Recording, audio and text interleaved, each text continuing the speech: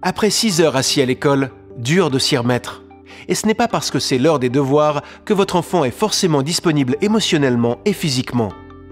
Il faut transformer ce rituel en moment agréable et efficace. Si l'habitude est prise dès le plus jeune âge, elle sera intégrée comme un rendez-vous privilégié de partage avec le parent.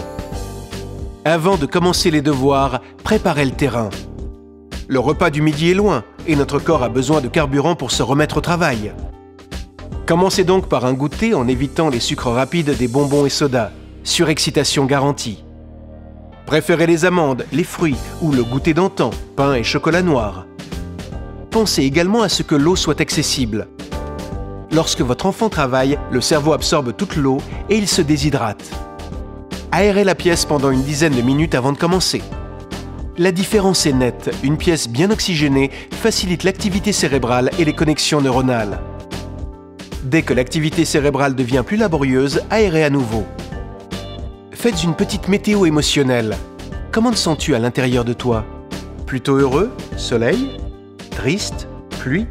Fatigué? Nuage? En colère? Orage? Ce petit rien permet de décharger la tête des émotions. Vous pouvez aussi mettre une musique de fond. Contrairement aux idées reçues, une musique adaptée viendra faciliter la concentration. Vous en trouverez sur Internet. Mots-clés, musique pour étudier.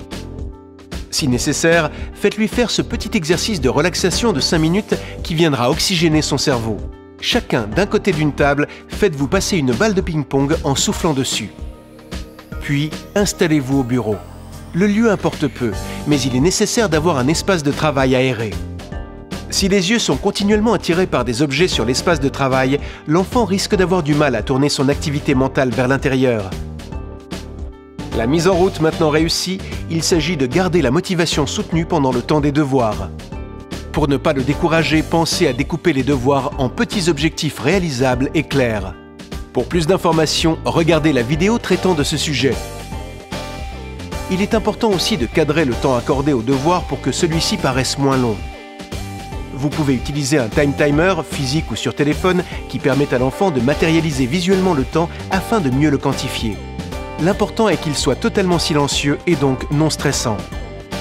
Il permet aux enfants d'évaluer le terme d'une échéance.